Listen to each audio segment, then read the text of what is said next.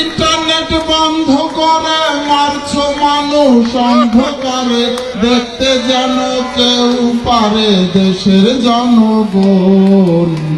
কোটাই আন্দোলন থেকে হাসিনার পতন, মিছিলেতে নির্বিচারে চালাও তুমি গুলি।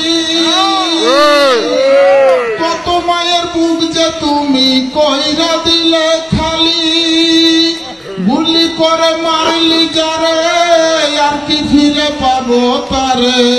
গুলি করে মারলি যারে আর কি ফিরে পাবো তারে।